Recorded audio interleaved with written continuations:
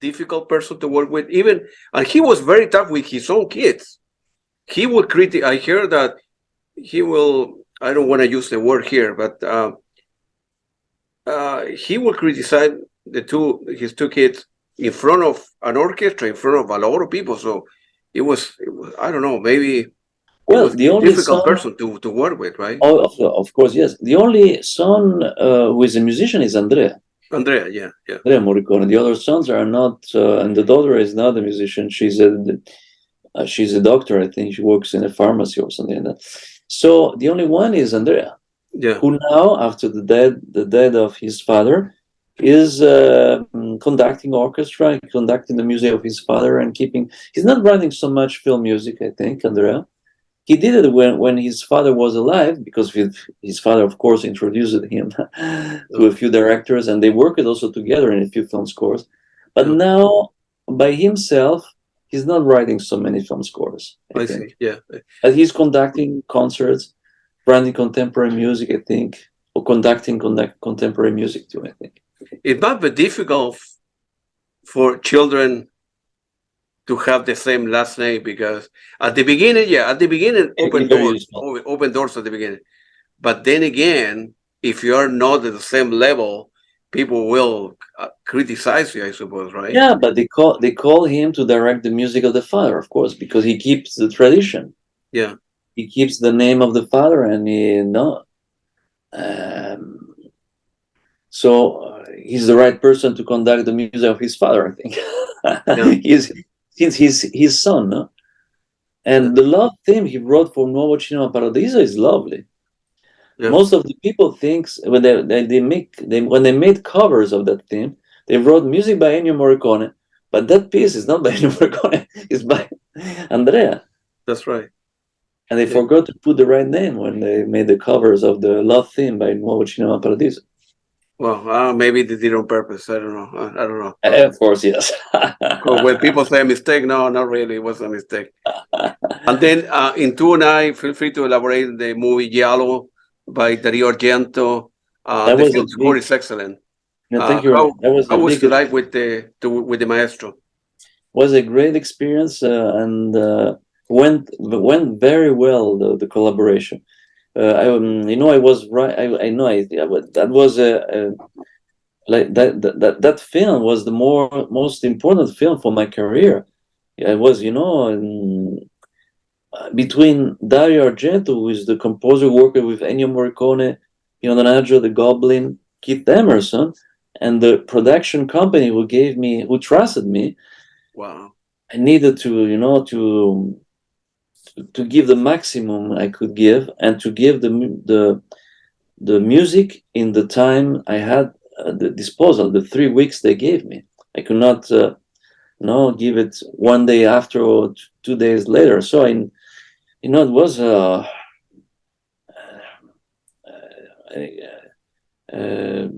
important experience to me. So I started writing a few music themes in sync, music demos. Then I was going to Dario Argento's house. I was living in Rome, in Viale Liege at Parioli at that time. Now I think he moved.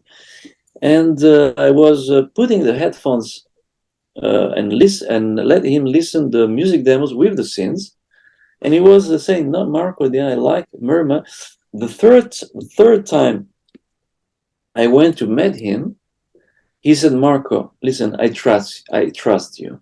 We don't need to come again to my house. I'm sure that the music you are running is good. Let's meet in 2 weeks at the airport, and we go to record with the orchestra," because he came with us in Bulgaria to record with the orchestra. Okay. So I was happy with this, but I had the responsibility that if some of the music he would listen for the first time during the recording, if he didn't like or he wanted to make a few changes, when could I make those changes? I didn't have time. 10 minutes break between one session to the other was not possible. Not possible. So there was a big responsibility. Fortunately, he liked all the compositions, all the music, and the only time when he talked to me on the headphones was in a scene when there is we see the house of the female protagonist by Emmanuelle Seigné, she is an hostess in Paris, the house in Paris, and we see the door of the house. Then the camera is moving slowly between. We see the rest of the house, and the camera stops when on the bathroom when she's taking a shower. And in my opinion, the music needed to start when we see the bathroom, not before, because we already had music not so long ago in another scene. I wanted to leave a few. We are talking about 50 seconds, not so much, 50 seconds of silence, and only the sound of the water coming from far away from the bathroom. And I synchronized the music from that point on. And Dario said, "No, Marco, I want that the music starts from the beginning, from the door." I said, "Listen, Dario, listen before to what I have done. If you don't like it, after, not now, I will put you another music that will connect to this one." Sure. Okay. So I conduct the orchestra, I conduct the composition, small break, I go to the recording room was upstairs when there is the mix, and the sound engineer and Dario Argento was there. Yeah. I looked at Dario Argento in his face, and Dario said, "Marco, you was right. The music works this way." So it was a big satisfaction. He understood that my solution was helping the scene. That's right. Yeah. Is it was better to leave a few seconds of silence? Yeah. You know, maybe another director, younger director, more arrogant and pretentious, would have keep his idea. "No, I want the music from the beginning of the scene." And we no, more arrogant. He was intelligent. He understood, and he accepted the solution, my proposal. Yeah, that's great that you were able to work with him and he listened to you. Like you mentioned, sometimes many directors say, "No, I'm the boss. I tell you what to do, not the other way around." And then you need to, stay in the background.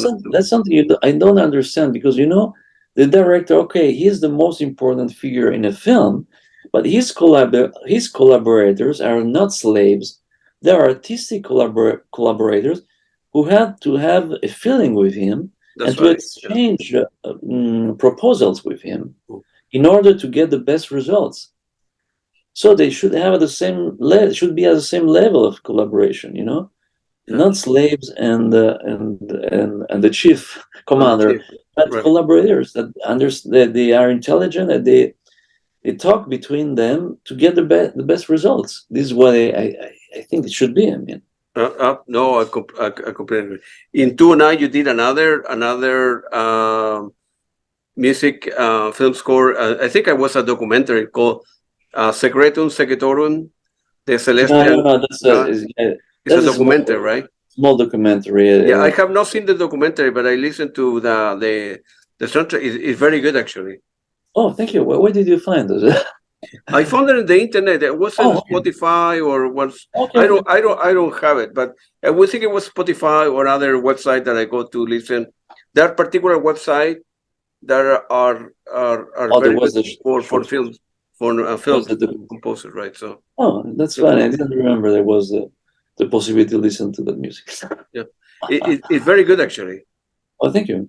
Thank you. It's very, very good. I never, as I said before, I never seen the documentary. In general, how many times?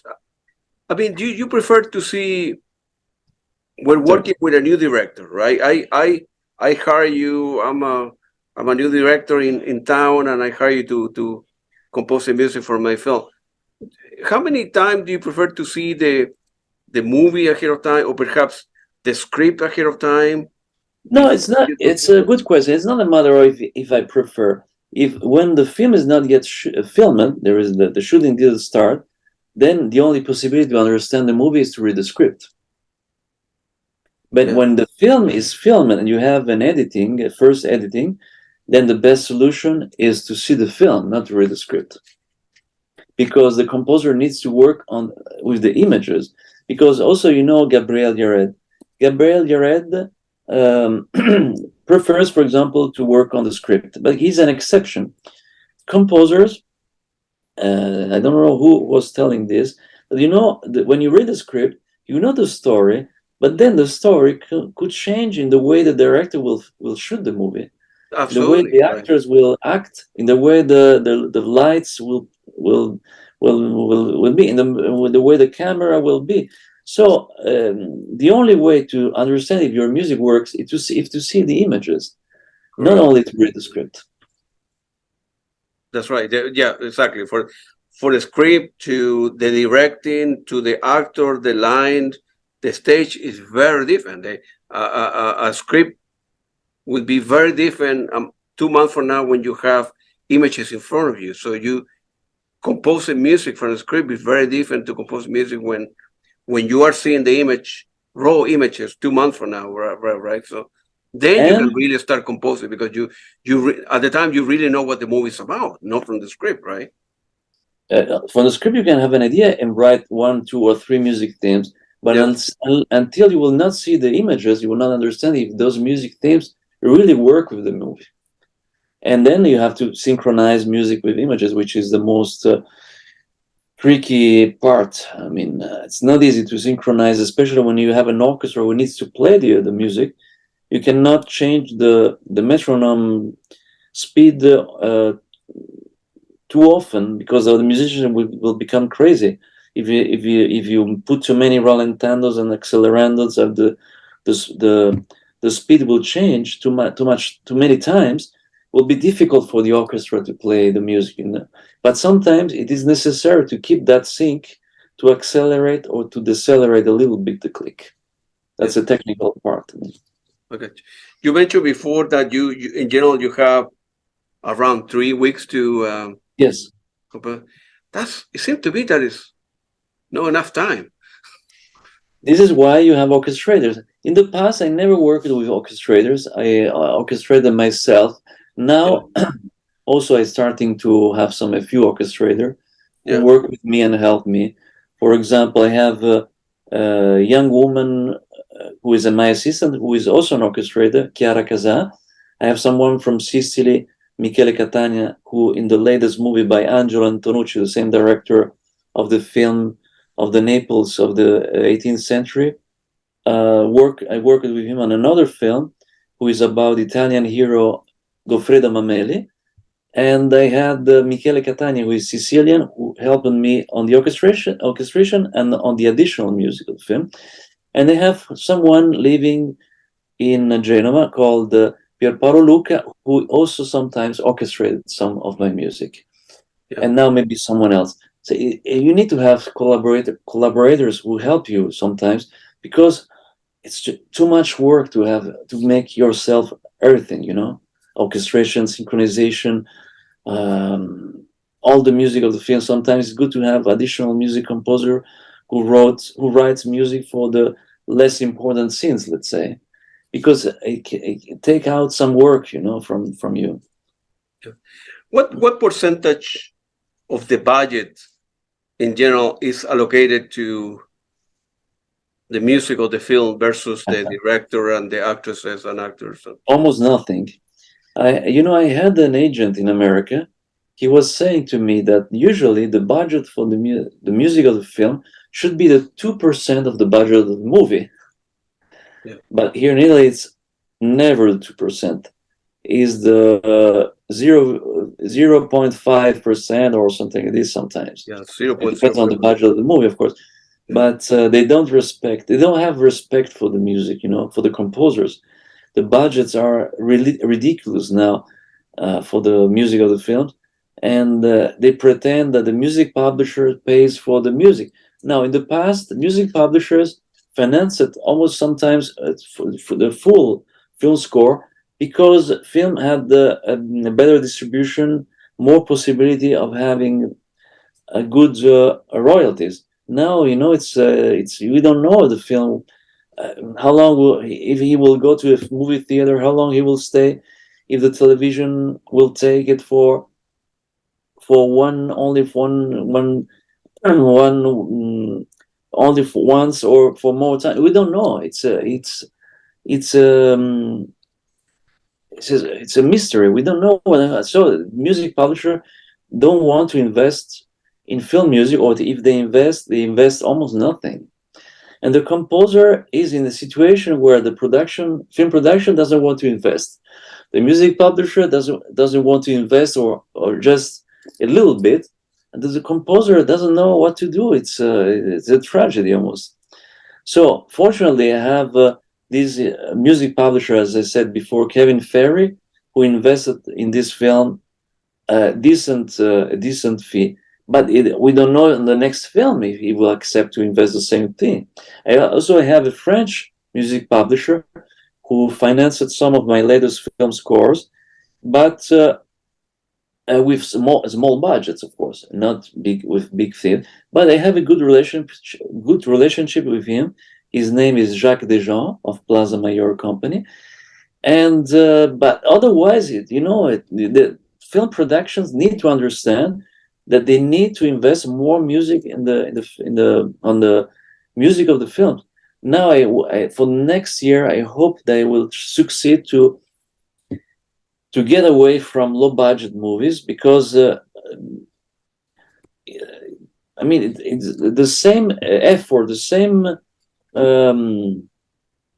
same professionality that you invest in a high budget movie is the same that you invest in a low budget movie. That's right. If it's going to take you 3 weeks to do a particular movie with I'm the director, right?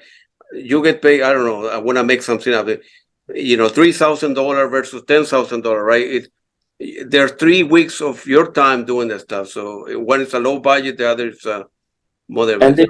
And they pretend, to have an important music, even if they don't pay you, they pay you almost nothing. And the film doesn't have a visibility because it's a low budget film. Yeah. It will not have a regular theatrical distribution. So it brings you to nowhere. Now, when you are at the beginning, it makes sense because you need to build your curriculum, your bio. Right. No? But now, why I should keep working for low budget films? It's crazy, So I need to have the courage to say no sometimes, and to wait for the right occasion for the bigger film. That's the. Do you have I want to put you on the spot. Do you have the courage nowadays to say no? I don't want that film, but I like something like this. I need to start to have that courage. Yeah. Because at the same time, you need to pay your bills. You have a family. Yeah, no, I know. You need to pay rent, whatever. I know, but I had many films in the last 6 months. I made many music for films, many films. Yeah. And I can't stay 3-4 months without working. I mean, if it's necessary. Of course, I cannot say 1 year without working. I can say waiting for the right film. Now I have still another low budget movie by an Indonesian film, a very violent movie. But after that, I hope really to succeed to understand productions that they need to invest more budget, to increase the budget. Even if it's another big film, they need to increase the budget for the music. That's my goal. Yeah. And like you saying, sometimes at the beginning you needed to orchestrate your own music, and now you can use other orchestrators that help you out. So that's the question I always have: how Hans Zimmer was able to create, I don't know, maybe 10 scores a year, and in reality he get the credit. He put Hans Zimmer and everything, but it's Johnny, Peter, and Mary who are real doing the. He has a big crew. He has many orchestrators, but also other composers. Also Christopher Young. He has 2 or 3 orchestrators, and one of them actually probably will work with me on next film score because he's Italian. But Hans Zimmer has more than 2 or 3, and he has I don't know how many collaborators who work with him. He has a crew who works with him at the remote session. He's a wonderful big studio in Los Angeles. Yeah. Have you ever been there? No, I was telling before that I would like to meet him in Los Angeles and to visit his studio in the future, because oboist Tom Boyd worked with him and he wanted to introduce me to Hans Zimmer.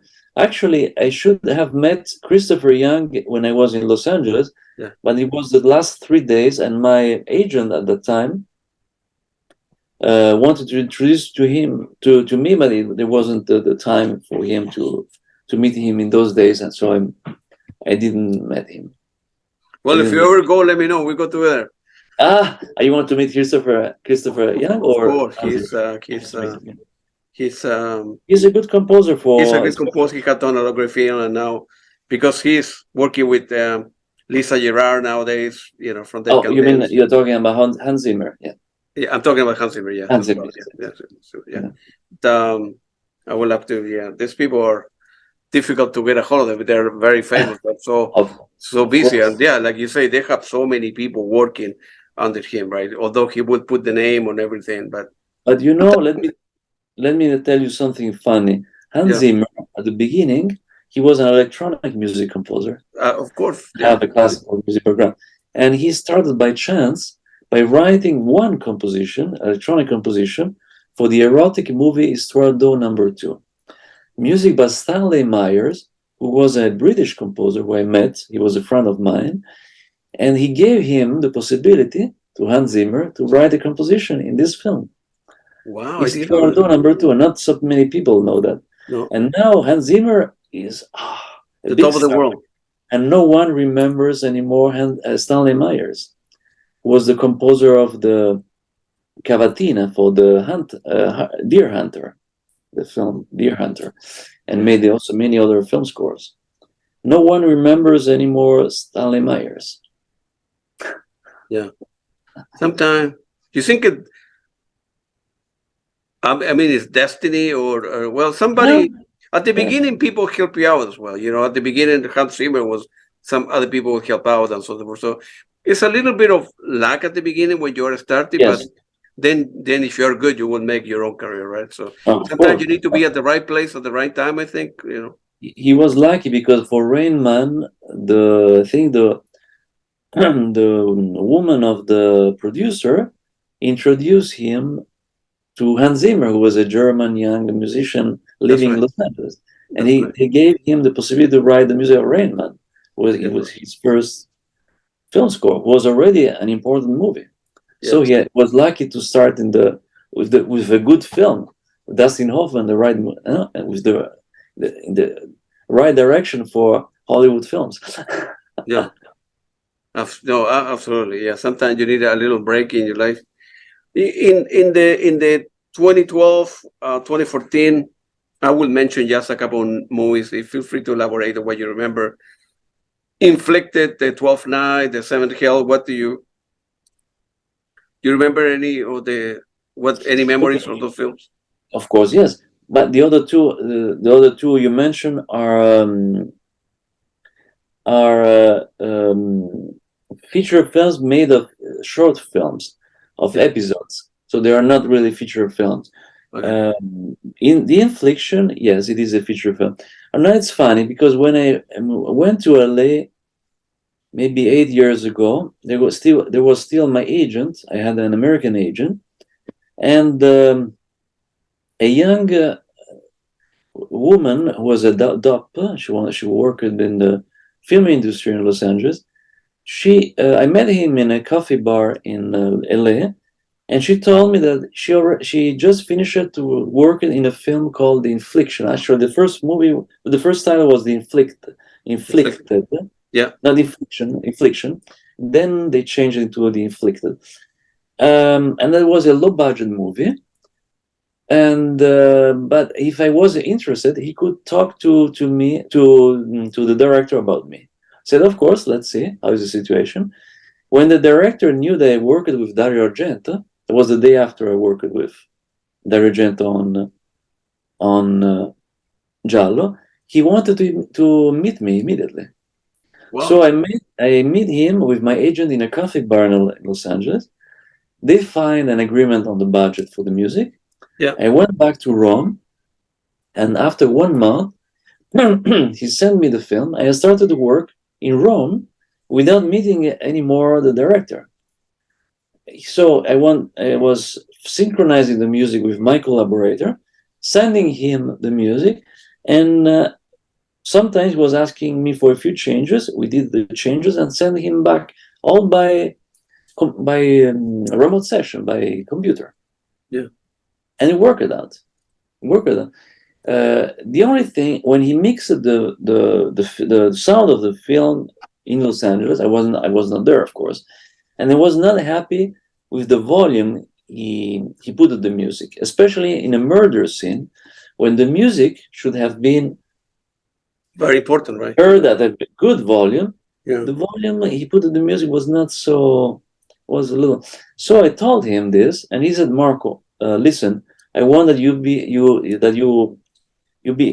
are happy. When you go back to LA, let me know. We'll hire again the studio mix, and we'll mix again the sound of the film." Okay? I went back to Los Angeles the next year, and I listen, Matan here is his name. I'm coming. What can we mix again the sound of the film? Yes, Marco. He hired the studio.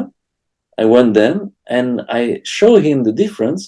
The same music, 3 dBs higher of volume. It was much more powerful in the scene, and he had understood the difference. He didn't understand that it was necessary to put the music at the higher volume, and so we made a new mix. And it would have been more effective, more efficient to do it the first time around than waiting a year. You flying to Los Angeles, doing it, hiring the orchestra. I mean, could have been done if he had received input from you, at the beginning. It would have been, I don't know, faster, cheaper, more effective, more efficient. Yeah, but he changed many times the editing of the film. So at the end, it was a fairly good independent thriller.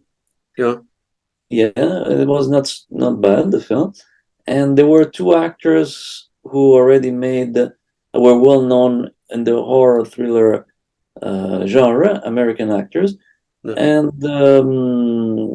so it was a good experience to me. I mean, it was only an electronic film score because we didn't have the budget for an orchestra, but we worked with good samplings, good high quality samplings, and at the end the result was good. I think the music. Right.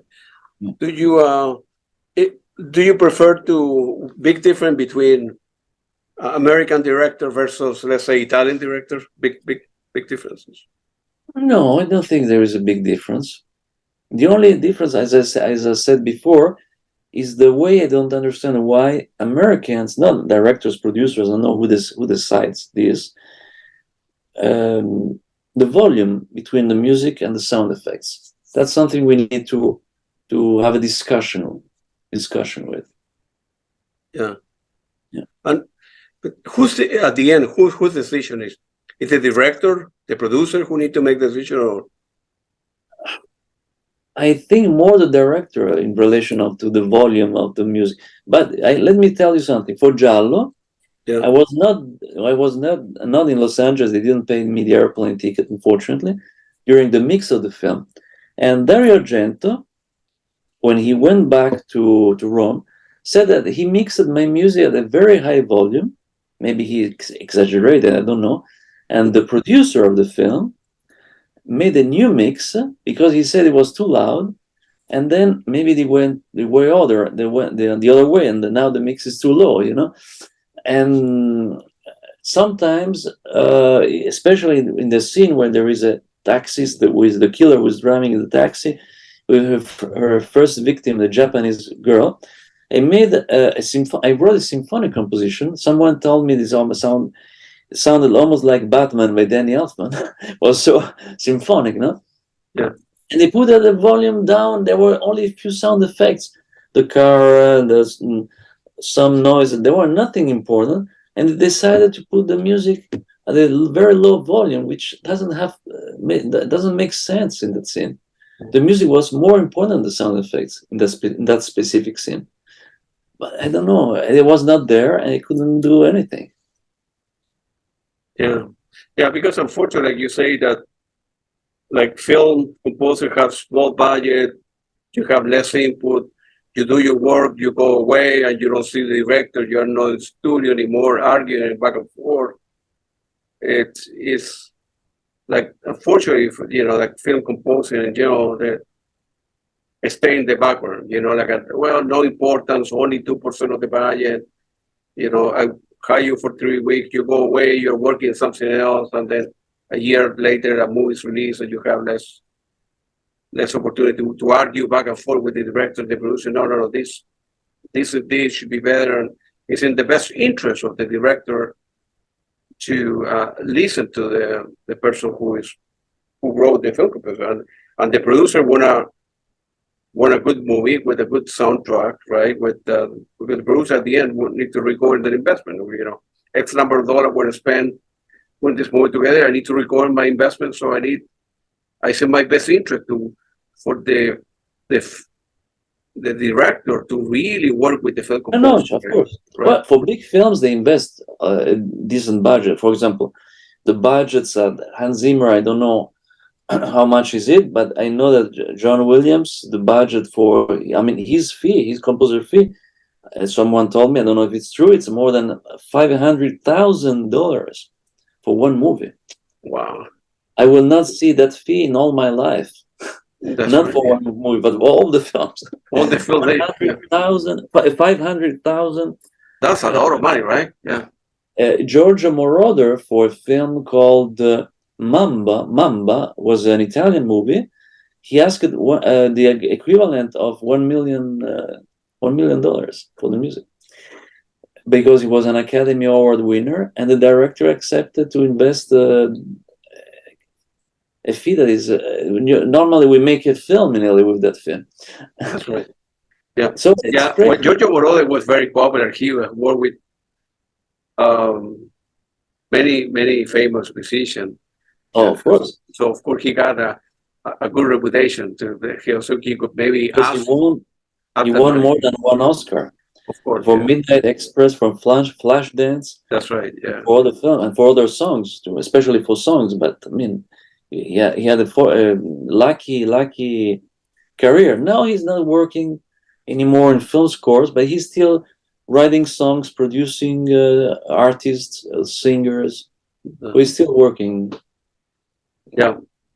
Midnight Express was an unbelievable movie. Midnight Express was his first film score. Yeah, that's right. Did you ever met Evangelist at all, or no? Evangelist, no, I never met. No. Yeah, he died recently. He was unbelievable, man. Well, I saw. Of course, I saw a video where he's playing a composition with a keyboard. Actually, it sounds more like an organ, because there was also the pedals. Yeah. But the pedals he had were not the pedals of an organ. Each pedals was related to a different sound, like, I don't know, the brass section. And he was playing those pedals together with the two hands in two keyboards, like if it was a symphonic orchestra. No, the strings from the brass, the percussion from one pedal, another. It was amazing to see him playing his music in this specific video. Yeah. It's unbelievable, the quality. Some of the, especially I'm thinking about Blade Runner now, but he got Blade Runner, yeah. But also so emotional. He got so many great stuff. Of course, but in addition of Blade Runner, it's interesting if you watch the movie. Momenti Gloria. Is Italian is Momenti Gloria. The story of the Olympics in Athens in late what's the name of Momenti Gloria? The sport movie where he won, for which he won the Oscar. What's the title? Yeah, the runner. I need to look it up. Hold on. Let me see if I can remember the title right now. I know the title in Italian. Gloria, Chariots of Fire. Chariots of Fire, right? Yeah. Okay. Yeah. So, in addition to the main music theme, which is very nice, it's interesting when you see the first competition, when the runners are ready to run, you hear an electronic music. It's an historical period movie, which is completely different from the music you would expect for that scene. And it works well. It works as a contrast with the scene, because it's so modern, so electronic, and he didn't expect to have this music in that scene, The guy was unbelievable. I have several his soundtrack, the Apocalypse, the Apocalypse Animaux, Oh yeah, that's the Frederick Rossif Chariots of documentary. Fire, Blade Runner, Antarctica, and so forth. Antarctica, yes, the documentary. He was something else. Man. His music is very emotional to me. You know, when And also there is kind of music that I can listen. I have seen, you know, most of the movie that he composed with. I can really enjoy the music or the soundtrack, the film score, even if I have never seen the movies. It stand on his own, if you know what I mean. Yeah. Yeah. Also, the music he wrote for the movie about Christopher Columbus, no? Conquest, I think it was. Yeah. Christopher Columbus. Yeah, I think it was the 1492. I think the conquest. Oh, yeah, but he did a lot of stuff. I think that was a blue. I want to mention that you won in 2011. You received the Globo de Oro. Yes. Golden Globes. That was a big deal too. That was a great satisfaction. You know, the funny thing, the crazy thing, you know, the destiny sometimes, you know, makes some tricky situations, sometimes positive and sometimes negative. When I wrote my first film score, Zoo, by Cristina Comencini, yeah. I won, as you know, the Colonna Sonora Award, but I was second in the list of best composers for the Golden Globes, for the Italian Golden Globes, already for the first movie. I was second. I almost won the Golden Globes. Almost. I had to wait until 2011 to win it for this movie called Native by John Reel, who is a mystery thriller, because the jury of the festival liked very much the song I wrote with Franco Simoni, who is an Italian songwriter, and from the song they discover also the rest of the music, of course. And so yeah, I had the chance, fortunately. And you know that also the other funny thing is that Ennio Morricone was present at that celebration award, the award celebration of the Globo d'Oro that year, because he was giving an award to Nicola Piovani. Oh, I see. Yeah. So Nicola Piovani and Ennio Morricone was also there at the award celebration, and Nicola Piovani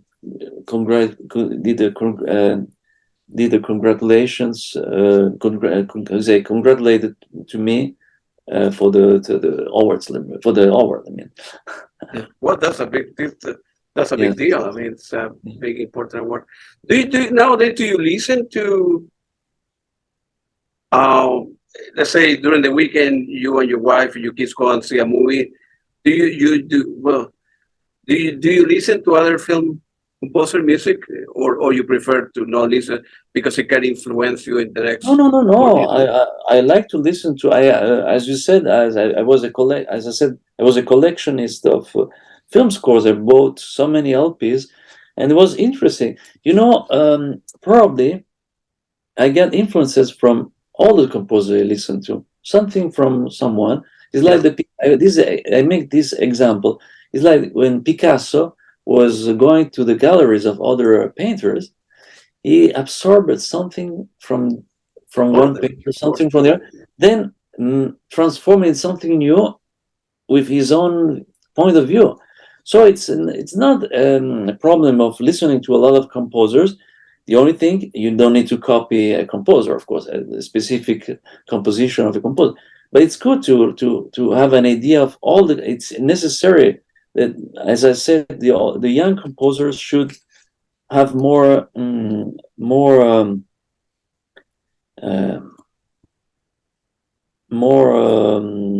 they should listen more to the other composers who died before, who are not living anymore, who are important for the film music area. They need to listen to. They need to know what the other composers did. I mean, you cannot start. It's like if you write classical music, you don't know Bach, Mozart, Beethoven, Chopin, and you start writing music. I mean, it doesn't make sense to me. You need to have a culture in film music. That's right. Yeah, absolutely. Are there many film film schools in Italy that, I mean, it's like a niche. It's not many people study that because it's difficult to make a living, right? Yeah, Hans Zimmer and of course make a lot of money, but that's the exception, or Yeah, Jerry yeah, Goldsmith or these or that. you're right, Gustavo. It's difficult to make a living only by writing film music. This is why some of the composers are also teacher in the school, music Yeah, schools, or they make arrangements, pop music, electronic music, or other things, with a few exceptions. Fortunately, I'm working only as a film composer, yeah, and I'm not doing not so much teaching myself. I just make sometimes a few master classes in film music, and sometimes specific master classes in music for thrillers. And so I'm making an effort, to work, to make a living only by writing film scores. But we are heroes because with the budget that we have here, it's always a fight, a fight. It's tiring to work on these conditions. In these conditions. yeah. It's difficult. Yeah, it's difficult to make a living in your situation. But you need to keep on working on what you love. At the end of the Of day, course. if you were, I suppose you were born to this. When the fortune teller told you when you were Yeah. 5, you forget about director. You're going to be writing a film Film score, and composer. then one day won the Academy Award or something. Yeah, no, I'm looking forward to see if he was right and see which film will be the one, the film that will bring me an Academy Award nomination, which probably will not be an Italian movie because it's almost impossible, that to have a nomination for an Italian movie should be the best Italian movie, the best selected as a European movie that goes to the Academy Award. It's almost impossible. It could happen. It happened with Roberto Benigni and with another Italian director, but it's almost never it happens. So it should be probably an American movie or. Looking back at your career, you wish it's easy to change the past, but make changes looking backward. But you wish you have moved to the United States, many years ago. If you have stayed there, obviously your life would have been different living in Los Angeles or wherever. Yeah, maybe you're right. I should have to go to America. Yeah, I think I made a mistake to stay here. But I have my mother who is very old, who's living here in Rome, and my two sisters are living, one in Milan and one in New York. So I'm the only one who is staying close to my mother in the same city. Right. And no, I understand. Also another reason maybe for why I didn't move to LA. And but it's still possible to want to work in America by living in another country. Pino Donaggio did it. Of course, he missed a few opportunities, but he did it. Nino Rota did it. Ennio Morricone did it. Yeah. And it's more difficult, of course, more tough, but it's not impossible. Yeah. It's Ortolani did it also. Yeah, with the power of the internet right nowadays, Exactly. it's a lot easier to move files and communicate and do Zoom meetings like this. Also, it's a lot easier, And Nascimbene, I don't know if you knew composer Mario Nascimbene. Yeah, I know the name. Yeah. Nascimbene also, before Nino Rota, before Ortolani, before Morricone, before Pino Donaggio, worked in America for big films like The Vikings.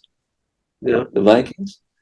So the other movie about the ancient Rome, who actually the composer should have been Miklos Rozsa, and instead Mario Nascimbene was hired to write the music of that film. So it's a film. The King of Kings is Miklos Rozsa. I can't remember the title of this film. It's a big historical movie, and Nascimbene wrote the music of the film. I now remember that we're talking about Lisa Gerard. I recently interviewed another American composer who is working with Lisa in different albums called Marcello De Francisci. I don't know. Marcello? Marcello De Francisci. I will send you the link. It's his music. He composed the movie for this particular. I mean, it's not a film score, but it's called Exaudia. I don't know. He, of course, not a film composer. He's a film composer. I mean, it so happened that Lisa Yared and Marcelo work in this one. It's very. It's an electronic music, no? I guess. Yeah, I will send you. I will send you a link. And, of course. And let's talk a little bit about the Tunisian feature film, The Island of Forgiveness, that you worked as well. That with Ellen Williams. That's a masterpiece, man. Oh, thank you very much. It's a good movie, actually. You know, sometimes I like genre movies. I like thrillers, science fiction, horror movies, but I don't like to be a prisoner of that category. Yeah. So it's good. It's important, in my opinion, to write sometimes the music of a good art movie, intellectual movie, or an historical period drama, and change a little bit direction. So since I love historical period dramas, so this is not exactly an historical period drama, but it's a very good feature film set in the 50s. So we can call it also a period drama, and it's a good movie by a director called Rida Behi. He's Tunisian, and many years ago he worked with Nicola Piovani on the music of a film called Soleil de Yen, which actually I knew about this film because there is an LP that exists of that film score. And also he worked also with Jean-Claude Petit, who is another good French composer.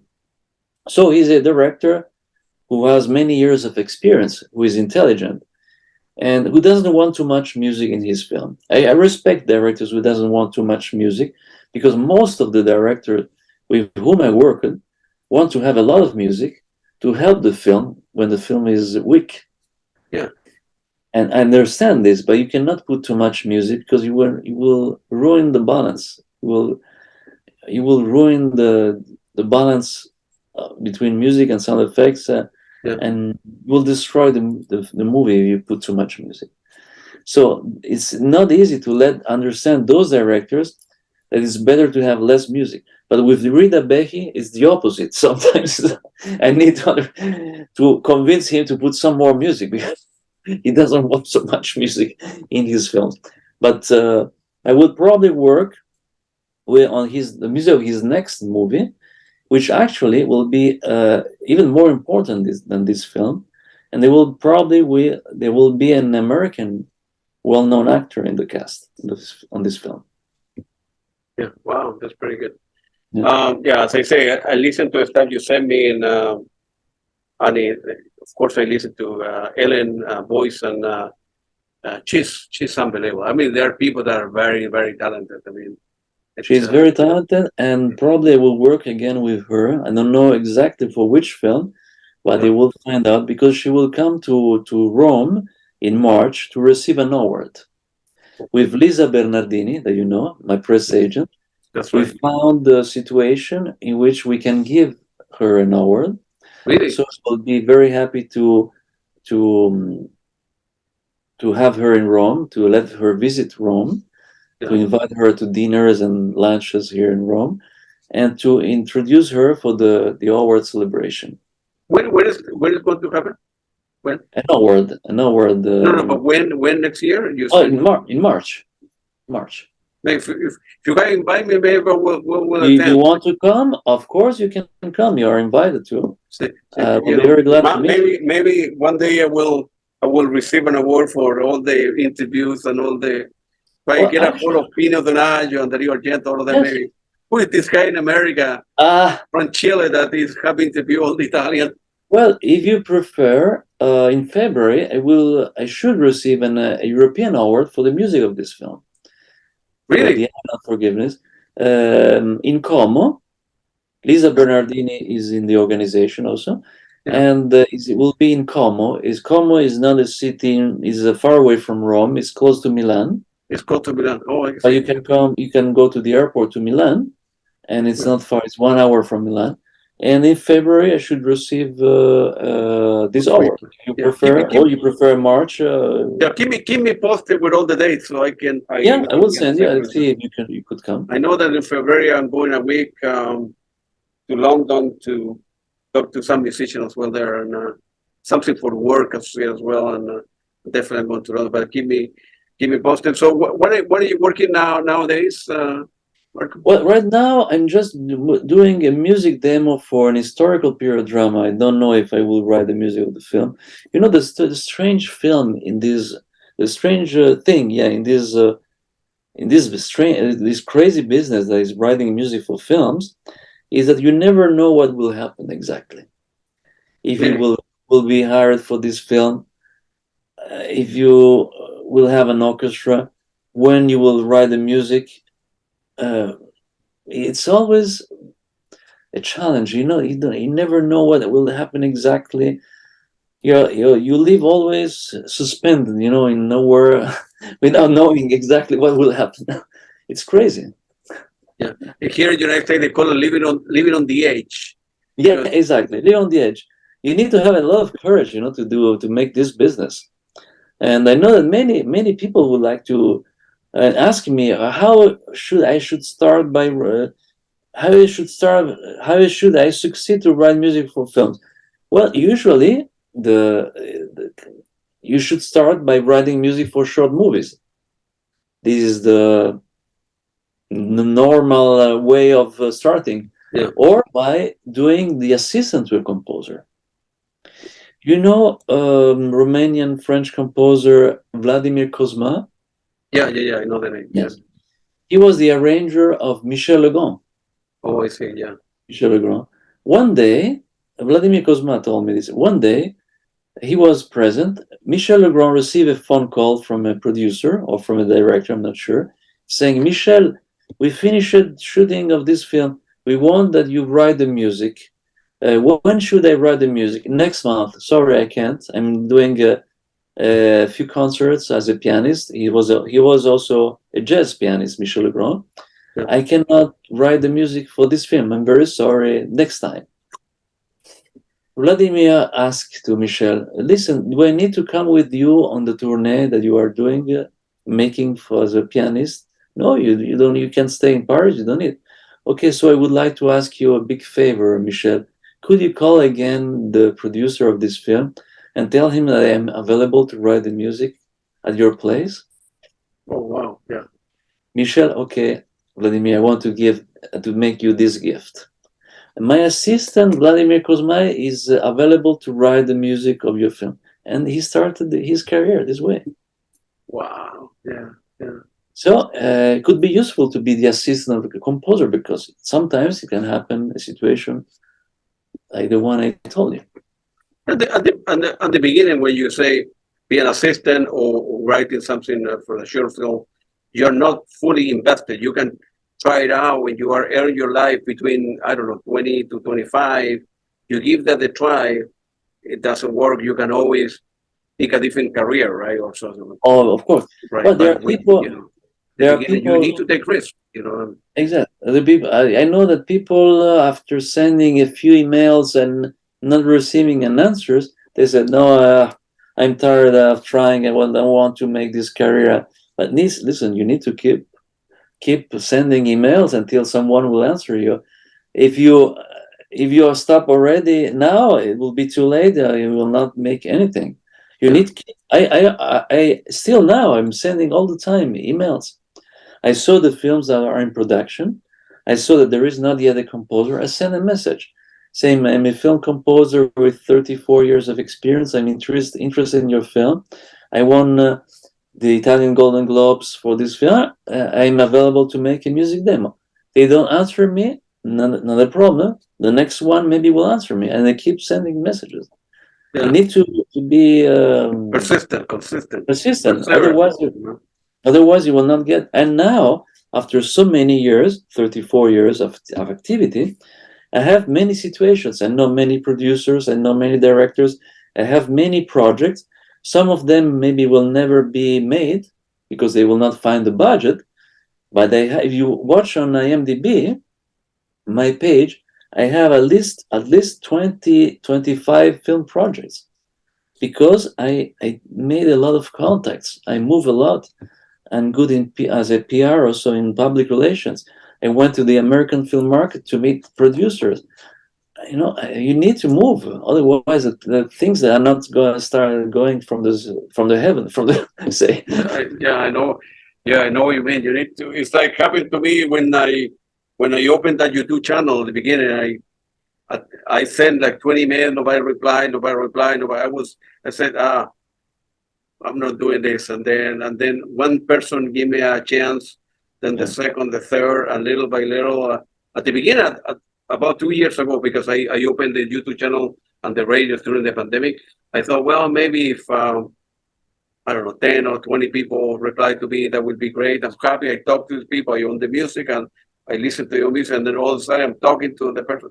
Now I have done over 250, and I keep on going. So, and I won all the big names. One day, Eric Clapton, Hans Zimmer, Pino Donaggio, Dario Argento, and people from, Genesis or Peter Gabriel, whatever. I'm a dreamer. So I need to, you need to dream big, man. No, of course, you need to try to reach those important composers or artists or songwriters. So I mainly in these 34 years of activity, I wrote mainly music for thrillers, as you know, horror movies. Science fiction I have never done, really. I have done something which is a drama and has some science fiction elements. Now it's called Dimensions Leap. It's a British low-budget movie, but it's not really science fiction. I made one comedy only. I made historical period dramas, which is something I love very much. But I have never done the music of a Western, of course, because there are not so many chances writing the music of a Western. Erotic movie, yes, I have done an erotic thriller drama called Seguimi. I can't remember the title in English. It's an Italian movie, but there is also a title in English. And I have not wrote the music of an animation movie.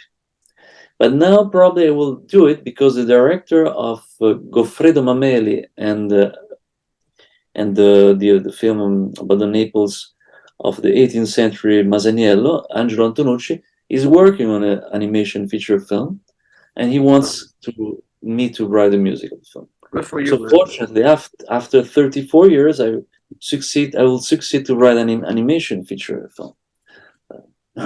Maybe that will be your Grammy award.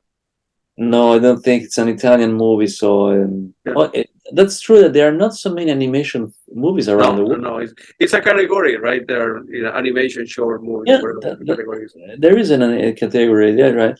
But I don't know if there need to be American films in the category at the Oscar. I mean, for the Academy Award. I mean, I'm not sure I don't think there is a category for music for animation films. No, there is not. There's only one category for Oscar for best music for feature film, but not for animation. No. Yeah, good question. I don't know, you will know more than that. Okay, Marco, that's all I have. It was very nice talking to you. And for sure we'll do a part two, because there are so many questions that there are so many things to say about others. Also, I like to talk to about other composers, because since I know them, I know their music. I know very well the music of Jerry Goldsmith, who has been the first composer, the music composer who I loved. So I know very well his music. But I know very well the music of John Barry, Georges Delerue, who was the most important French composer. And there are Italian young composer who doesn't even know who is Georges Delerue. Philippe Sarde, also, who is an interesting composer, is still alive. I was in touch with him recently, with Philippe Sarde. Gabriel Yared, also and also other French composer, Alexandre, that's what they call the one who is working now also in America, who had an Academy Award nomination. He's French. And Serge Franklin also is another good French composer, less well known. Francis Lay was a well known French composer with whom I worked. So I know very well the other composers. I mean, the important composers who work in the film industry. Italians also, of course, Rotta and Morricone. You don't know, but you should listen to some of the music of Stelvio Cipriani, Yeah. Franco Michalizzi, Guido Maurizio De Angelis, Franco Piersanti, Fiorenzo Carpi, who is now, he's not alive anymore, but he has been an important composer. For example, the Geppetto thing he wrote for Pinocchio by Luigi Comencini is a wonderful music theme. Wonderful music theme. Yeah, Very tragic, almost a tragic music theme. I'm quite sure we'll do a part 2 and a part 3 of this interview. We can talk about whatever you want, thrillers, historical dramas. I'm quite sure when we meet in Rome one day, we want to have dinner and talk for probably about 5-6 hours. And, well, if you meet drink wine and drink beer, whatever, you know. if you come I will. In February for my award celebration, I invite you to lunch, of course, during the award celebration. If you come to also, I will invite you. In other words. No. We can stay together with Lisa. Also, she will be there. Lisa Bernardini. Yeah, Lisa can be very good to me, so I'm very helpful for. She's a good press agent. Yeah. By the way, before I forget, do you know who Andrzej Horsinski was? He was Polish. Horsinski. Andrzej, who wrote the movie for like 30, 40 years ago, Possession. I don't know if you. He wrote the music of Possession. Yeah. Andrzej Horsinski. Yeah, Andrzej Horsinski. He's for. I will send you the link. He's very, very good actually. And I don't remember him. Hold on, let me see who the director of the movie. You will know the director. Possession, I think it's Zulawski, maybe. No.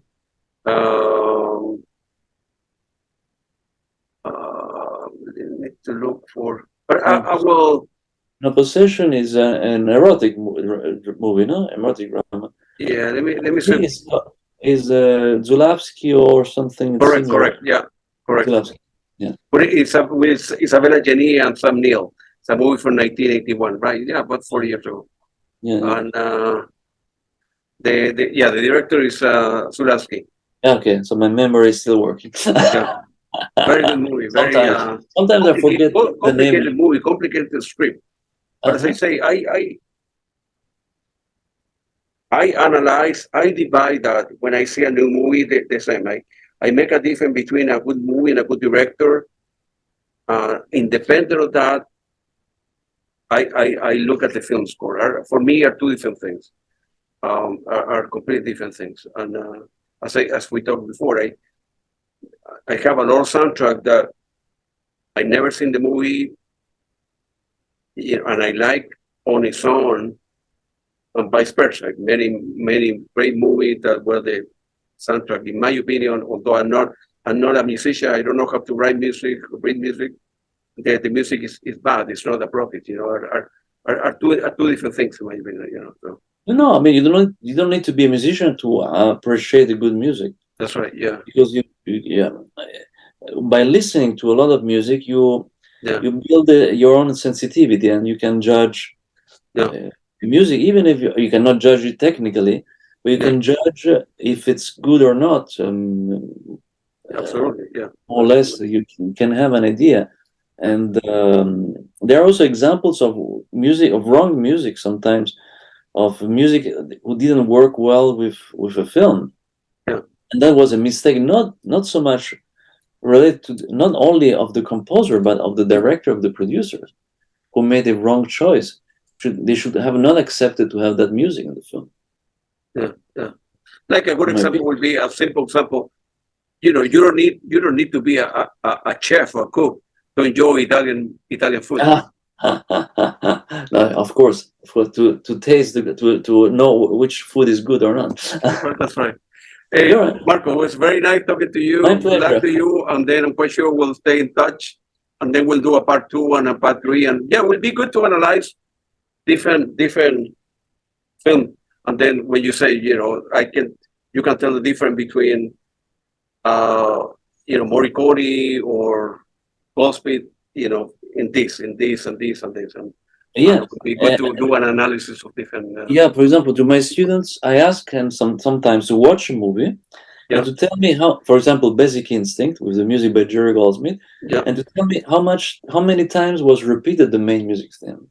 That's very useful to understand Jerry Goldsmith, how many times, 3, 4, 5 times he repeated the main music theme, how many times he repeated the secondary music theme. Maybe only 2 times. For example, for Giallo, I wrote a lot of music themes, maybe too many, because if you write too many music themes, it doesn't have the possibility to develop them, to repeat them during the film. You can repeat them 1 time, twice, 2 times, but then you don't have more space. And in Giallo, there are a lot of music themes. The opposite of a film by, for example, like Halloween by John Carpenter, when there is only one music theme that is related to the killer, and every time you see the killer, you hear the music. That's right. That's right. The opposite I did for Giallo, It's a different point of view. I mean, it's okay. We'll talk about everything. Thank you very much. Have a great afternoon in there, man. All right. Bye-bye. We'll see each other very soon. Thank you. Appreciate it. Thank you. Bye-bye. Bye-bye. Bye-bye.